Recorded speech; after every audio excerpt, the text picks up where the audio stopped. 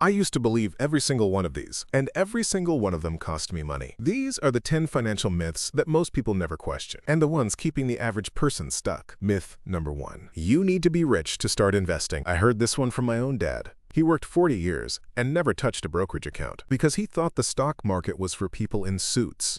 Today, you can buy a fraction of a share of Apple for $3. $3. The barrier was never money. The barrier was always the myth itself. But what if I only have $20 a month? That is exactly the point. Someone who starts investing a small amount in their early 20s can finish with more than someone investing several times as much. Someone who waited until their 40s to start. Not because they put in more money, because compounding had more time to work. Time is the actual asset, not the dollar amount. Myth number 2. Renting is throwing your money away. I believed this so hard, I almost bought a condo I could not afford. Because every older relative looked at me like I was lighting cash on fire. Here is what they never told me. When you own a home, you pay property taxes every single year. You pay for every broken pipe, every cracked roof, every failing appliance. You pay mortgage interest. In the first 5 years of a standard mortgage, most of each payment goes toward interest, not equity. Interest. A renter in a high-cost city who invests the monthly cost difference can outperform the homeowner in that same city over a 10-year window. Buying is not always the smart move. It depends on your market, your timeline, and your flexibility. Wait, so my parents were just wrong? They were working with the math of a different era. The 1980s housing market is not the market you are living in today. Myth number 3. A good credit score means you are good with money. I know someone with a credit score of 790. He has 8 open credit cards and $40,000 in revolving debt. An 820 credit score, still broke. A credit score does not measure wealth. It measures how reliably you borrow and repay debt. Those are two completely different things. You can have a near perfect score and a net worth of negative $30,000. Net worth is the real number, not the 3-digit score that credit card companies want you to obsess over. Myth number 4. You need a financial advisor to invest properly. According to the annual SPIVA report, most actively managed funds underperform a simple index fund over most 10, 15, and 20-year periods. A basic 3-fund portfolio of total U.S. market, international, and bonds has outperformed the majority of actively managed funds over the last 30 years. You do not need someone to pick individual stocks for you. You need a low-cost index fund and the patience to leave it alone. But what if I just pick the wrong stocks myself? That is why you do not pick individual stocks. That is the entire point of an index fund. You buy everything, and the long-term trend of diversified markets has historically moved upward. Myth number 5. You have to sacrifice enjoyment to build wealth. This one bothers me the most because it turns personal finance into a punishment. The research on what actually builds long-term wealth is almost boring. Automate your savings.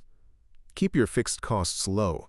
Live your life. I have a friend who earns $65,000 a year. She takes one international trip annually, eats out twice a week, and she has a net worth of over $120,000 at age 31. Because her rent is reasonable, her car is paid off, and her savings are automatic. Wealth is not about suffering. Wealth is about structure. Myth number 6. Debt is always bad. I used to pay off every single debt as fast as humanly possible. Then I looked at the actual math. If you locked in a mortgage at 3% back when rates were low, and an index fund is historically returning closer to 9 or 10% annually, aggressively eliminating the 3% debt instead of investing has historically meant giving up higher long-term expected returns. There is something else most people miss. A fixed low-rate mortgage during periods of higher inflation means you are technically paying that debt back with cheaper dollars. That is a different conversation entirely. The key word in all of this is historically. Investment returns are not guaranteed. Debt savings are, which is exactly why the answer is never one size fits all. High-interest consumer debt at 22%? Pay that off first. A low fixed mortgage rate in a rising market? Think carefully before rushing. Context matters enormously. So I should not pay off my mortgage early? It depends on your rate, your timeline, and what you would do with that money instead. There is no universal answer. Anyone who gives you a universal answer is selling something. Myth number 7. You need to earn more to fix your finances. I spent 2 years chasing side hustles, fully convinced that my income was the entire problem. Then I actually looked at where my money was going. $40 a month in subscriptions I had completely forgotten about. A car payment eating 18% of my take-home pay. A grocery habit averaging $680 a month for just 2 people. The income was not the problem. The leak was the problem. Many people people's finances improve significantly when they plug the leaks, not just when they pour more water into a broken bucket. Myth number 8. The stock market is gambling. My grandfather refused to invest his entire life because of this belief. He watched his neighbor lose money in 1987 and swore off markets forever. Here is the difference. Gambling has a mathematically negative expected return. The house is designed to win. Historically, diversified investors who stayed invested for 20 years have overwhelmingly seen positive returns. Volatility is not the same as risk of permanent loss. Volatility is the price of admission, and patience is the most powerful strategy available to ordinary investors. But what about 2008? My parents lost everything. If they permanently lost everything, they most likely sold during the panic, or their portfolio was too concentrated in a single sector or company.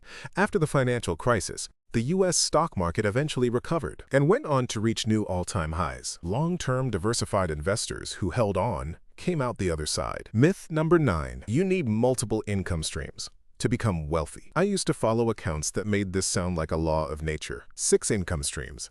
7.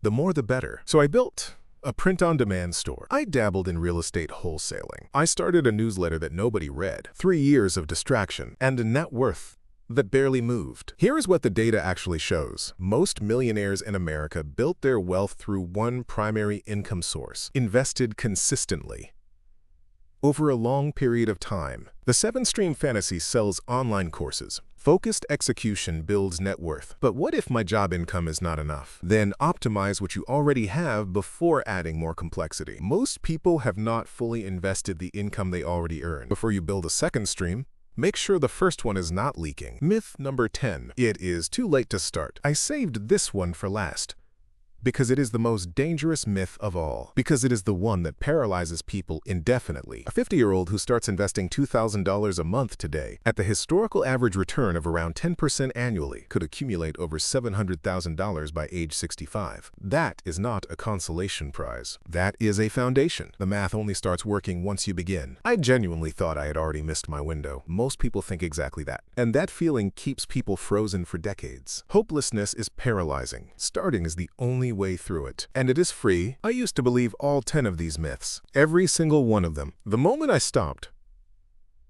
my relationship with money changed completely. Not because I suddenly earned more, because I stopped building my financial life on a foundation of assumptions I never questioned. If this changed something for you, stick around, because this is only the beginning.